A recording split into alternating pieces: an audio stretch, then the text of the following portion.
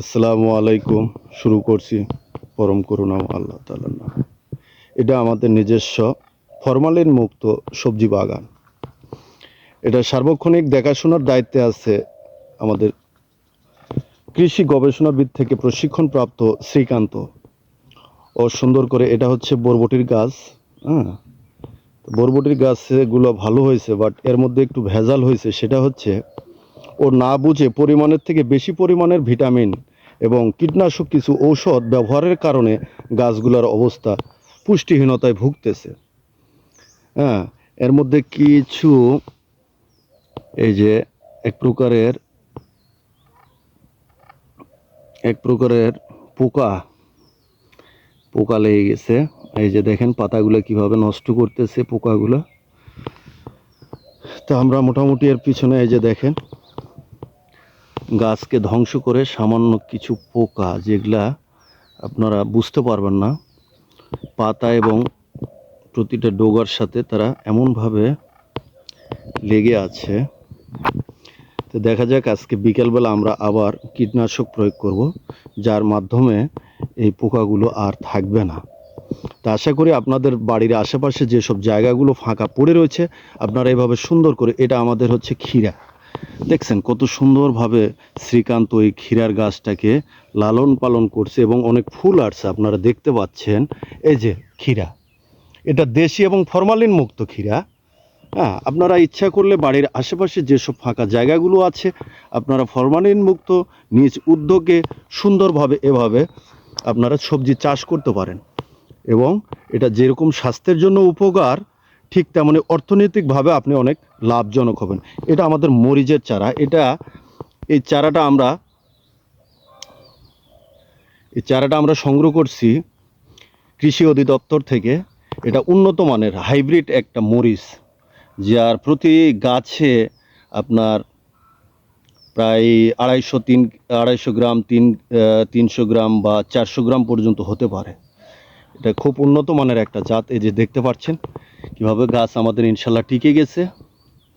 আমরা রমজান মার্চের দিকে আমরা ইনশাল্লাহ এই মরিচ আমরা খেতে পারবো ইফতারের সময়। খুব সুন্দরভাবে হাইব্রিড মরিচ এবং হাইব্রিড শসা আছে, উন্নত মানের জাত।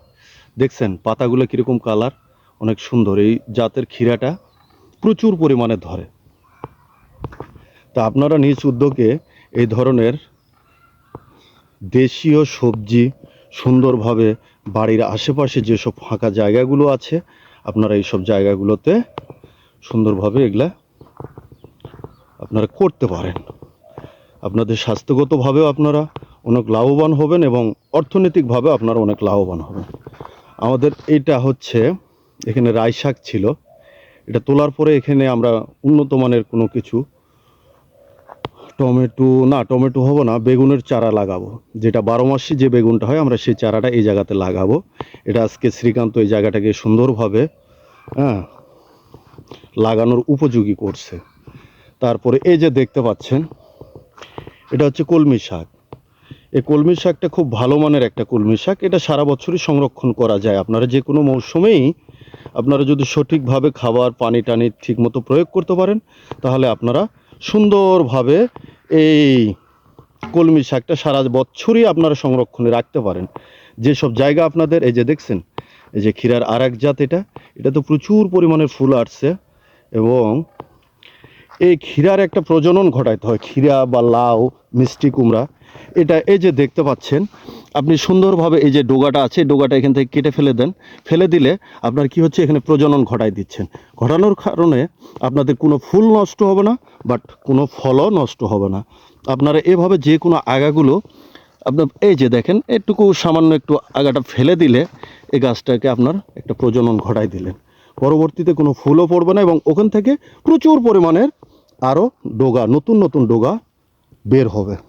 এই যে দেখেন এই যে করলার গাছ, আপনি যে কোনো গাছে আপনি প্রজনন ঘটাইতে পারেন। এই করলার গাছ এই সামান্য একটুকু আপনারা এই যে এই যে ফেলাই দেন। ফেলাই দিলে কি হলো, এখানে যেসব ফুলগুলো আসবে সে ফুলগুলো আর পড়ে যাবে না এবং প্রচুর পরিমাণের ফল আসবে। এটা হচ্ছে আমাদের লাল শাক। দেখছেন কি পরিমাণে লাল শাক হয়েছে। যেটা আপনি আসলে আপনাদেরকে বুঝাইতে পারবো না। এটা শ্রীকান্ত খুব দক্ষতার সহিত প্রতিটা হ্যাঁ, গাছের সংরক্ষণ করে সে খুব সুন্দরভাবে। প্রতিদিন সে এই গাছগুলোকে দেখাশোনা করে। এই যে এখানে ছিল আমাদের হাইব্রিড জাতীয় কিছু মূলো, তো এটা আমরা আজকে পরিষ্কার করে ফেলছি। এটা নতুনভাবে আর একটা কোনো কিছু সবজি লাগানোর জন্য আমরা অলরেডি জায়গা তৈরি করে ফেলছি। আগামী 2-1 দিনের মধ্যে আপনারা ইনশাল্লাহ দেখতে পাবেন। এটা হচ্ছে আমাদের বরবটির আর এক জাত। হ্যাঁ, তারপরে এই যে করলার জাত, এটা করলা খুব ভালো মানের এবং সারা বছরই এটা করলা ধরে। তা আপনারা সংরক্ষণ করবেন যাতে সারা বছর এই যে প্রজনন ঘটাই দেন। এই যে ডোগাটার এই মাথা থেকে কেটে ফেলে দিবেন। এই যে দেখেন আমার প্রতিটা গাছের মাথা কেটা আছে। মাথা কাটার কারণে এখান থেকে আরও 4-5টা করে নতুন ডোগা বের হবে এবং আপনাদের ফল একটাও নষ্ট হবে না এবং প্রচুর পরিমাণে ফুল আসবে। নেক্সট হচ্ছে এই যে এটাও আমাদের করলা, এটা আরেক জাতের করলা। এই যে দেখেন ইনশাল্লাহ হয়ে গেছে। তারপরে এটা আমাদের মিষ্টি কুমড়ার জাত। মিষ্টি কুমড়ার অনেক জাত আছে। যে মূলা এগুলা শ্রীকান্ত নিয়ে যাবে বারাসায়। হ্যাঁ, এটা নষ্ট হয়ে গেছে, তুলে ফেলা হয়েছে। হ্যাঁ, তারপরে এই যে দেখেন আমাদের ক্ষীরা অলরেডি ধরতেছে। আমরা এগুলা সংরক্ষণ করতেছি যাতে গাছগুলা আমরা রমজান মাসে আরও অধিকতর ফলন পেতে পারি। এই যে দেখেন আপনার ক্ষীরা গাছে বা মিষ্টি কুমড়ার গাছে সবসময় খ্যার দিবেন। খ্যার দিলে হয় কি, ওই ফলটা আর কখনো নষ্ট হয় না। তাছাড়া মাটির থেকে যে একটা স্যাঁতস্যাঁতে ভাবে আপনার ফলগুলো নষ্ট হয়ে যাবে। তাই আপনারা অবশ্যই গাছের নিচে সুন্দরভাবে খ্যার দিবেন। আর এই যে মাথার ডোগাগুলো কেটে দিয়ে আপনারা প্রজনন ঘটায় দিবেন যাতে একটা ফুলও নষ্ট না হয়, একটা ফলও যাতে নষ্ট না হয়। এই যে এটা হচ্ছে আমাদের উন্নত মানের ময়মনসিংহের উন্নত মানের ঐতিহ্যবাহী যে বেগুন। একটা করে বেগুন প্রায় 250-300 গ্রাম পর্যন্ত ওজন হয় এবং খুব ভালো মানের বেগুন। আমাদের মোটামুটি বেগুন তোলা হয়েছে গতকালকে। আবার এই যে দেখছেন নতুন নতুন অনেক ফল আসছে। হ্যাঁ, ইনশাল্লাহ আপনাকে নেক্সট ব্লগে আবার দেখাবো যে কিভাবে বেগুনের প্রজনন ঘটানো হয়। এই সে শ্রীকান্ত, সে দিনরাত পরিশ্রম করে। ও অনেক ভালো একজন দক্ষ কৃষক। ও সারাক্ষণই আমাদের এই গাছগুলো পরিচর্যা করে। হ্যাঁ, এই যে এটা নতুন বে তৈরি করা হয়েছে। এখানে আপনার ধনিয়া পাতা দেওয়া হয়েছে, প্রচুর পরিমাণে হাইব্রিড ধনিয়া দেওয়া হয়েছে। এটা একটু সময় লাগে, 2-4 দিন বা 5 দিন 7 দিন সময় লাগে। তারপরে ইনশাল্লাহ আগামী ব্লকে আপনাদেরকে দেখাইতে পারবো যে আমাদের ধনা গাছগুলো কীরকম হয়েছে। এই যে দেখেন এগুলো হলো মিষ্টি কুমড়ার গাছ, ফুল আসছে, সব ধরনের গাছ আছে। আপনারা দেখেন এটা আমাদের মিনি গার্ডেন বলতে পারেন আপনারা।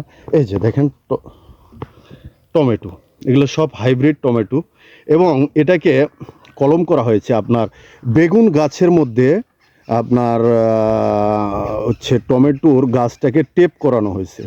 হ্যাঁ, কাটিং টেপের মাধ্যমে এই গাছগুলো আমরা পরিচর্যা করতেছি এবং প্রচুর পরিমাণের আপনার ফল আসে এবং গাছটা অনেক দিন লাস্টিং করে। কারণ বেগুনের গাছ তো গোড়াটা পড়তেছে আপনার বেগুনের উইথ আপনার টেপ করা হয়েছে টমেটো।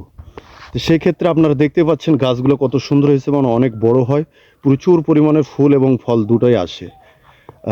এরপরে আমাদের এটা হচ্ছে লাউ গাছ। এই লাউ গাছের সেম আপনাকে এই প্রজনন ঘটাইতে হবে। যেমন দেখেন প্রতিটা ডগা আমি কিন্তু কেটে ফেলছি। এর কারণে ওই জায়গার থেকে আরও প্রচুর পরিমাণে ডগা বের হবে এবং ফল কোনোটার ক্ষতি হবে না। এই যে দেখতে পাচ্ছেন একবার ন্যাচারাল পরিবেশে আমাদের এইসব ফলগুলো ফরমালিন মুক্ত এবং সব জৈব সারের ব্যবহারটা আমরা বেশি করে থাকি। কারণ কীটনাশকে মানবদেহের জন্য যেরকম ক্ষতি, সেরকম প্রতিটা গাছের প্রতিও এরকম ক্ষতি। তাই আপনারা চেষ্টা করবেন জৈব সারে ন্যাচারাল পরিবেশে ন্যাচারালভাবে তৈরি করার জন্য, যা স্বাস্থ্যসম্মত এবং আপনার অর্থনৈতিক দুটাই যাতে সুফল বয়ে আনে। আমাদের এই যে ধনিয়া, দেশি ধনিয়া গাছ, হ্যাঁ, এটা প্রচুর ছিল, আমাদের খাওয়ার কারণে কমে গেছে। আবার নতুন করে ফেলাইতে হবে যাতে সামনে রমজান মাসে আমরা ধনিয়া পাতা পর্যাপ্ত পরিমাণে পাই। এটা মিষ্টি কুমড়ার গাছ, লাউ গাছ, এই যে দেখতে পাচ্ছেন। হ্যাঁ, প্রচুর পরিমাণে গাছ। তা আশা করি সবাই ভালো থাকবেন।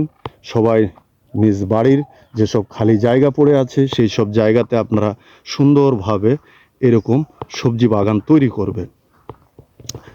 ভালো থাকবেন, ধন্যবাদ। নেক্সট ব্লগে আবার কথা হবে। আসসালামু আলাইকুম।